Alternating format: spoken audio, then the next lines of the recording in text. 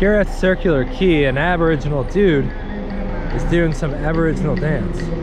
Gives me an opportunity to talk about the history of Australia, which dates back 50 or 60,000 years. It used to be all Aboriginals, and they migrated from Asia down to Australia, mostly by walking, and some historians claim by seafaring, essentially by boats or something that would float them.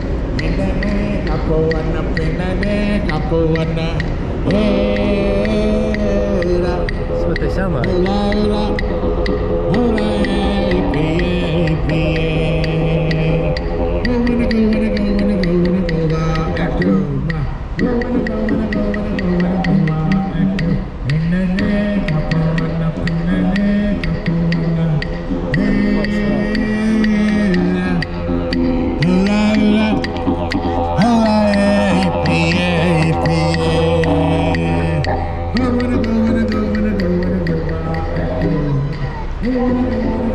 So that's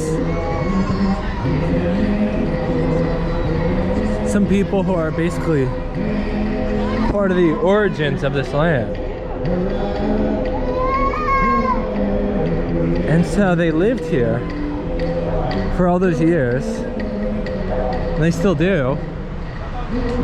And in 1606, things started to change as a Dutch sailor made his way to Australia. He landed on Cape York with his crew of about 20, and he started to map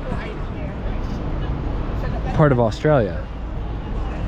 The reason he came to Australia was that he was hired by the Dutch East India Company to establish new trade relations. He wasn't successful in the journey because he and his crew had an altercation with the locals, which resulted in 9 people dying. Must have been a bloody affair. I'm not sure what the details are, but they went with 20 and he came home with 11. So the exploration was deemed a failure. At that point, the Dutch East India Company ceased further exploration of the lands.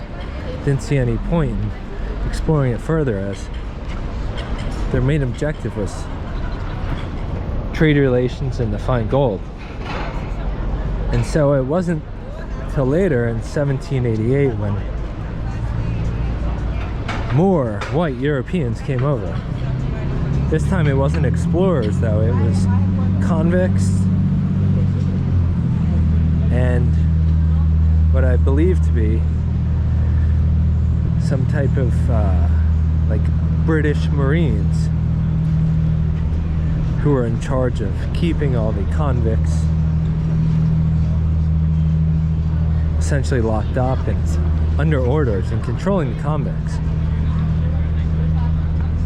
When they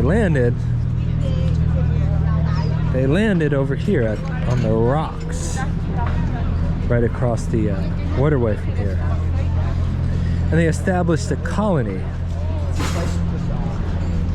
which means they came, they developed buildings, they developed hospitals, they essentially developed a community all on the backs of the convicts' labor.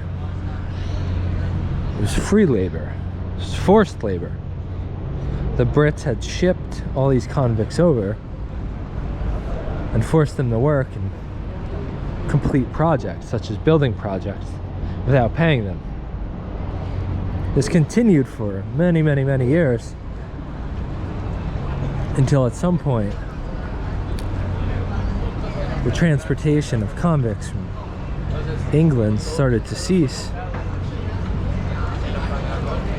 and free settlers, as they call them, started to make their way to Australia with a promise, I'm guessing, of free land,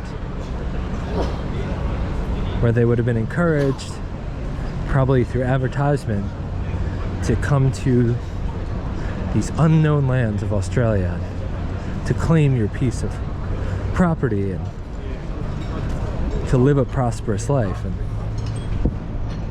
And so free settlers started to come. Altercations between them and the local populace were not uncommon.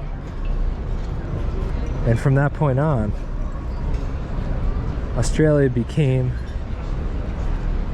a settled nation, primarily by Europeans. Much to the surprise, chagrin of the local Aboriginals, many of whom got kicked off their lands as Britain raised their flag and claimed it as their own territory, as their own colony. So today we have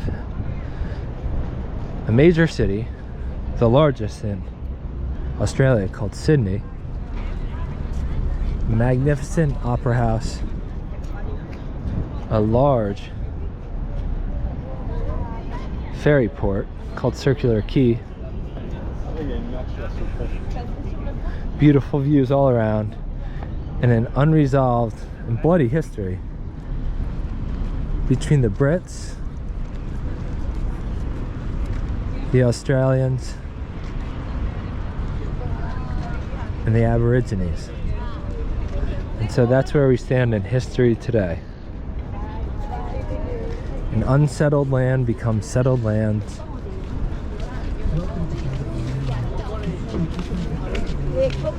Bloody fights ensue, and calls for reconciliation continue to this day. The story isn't over. It's yet to be continued as this process of reconciliation gets battled out in the courts and in the public sphere. We'll see what happens.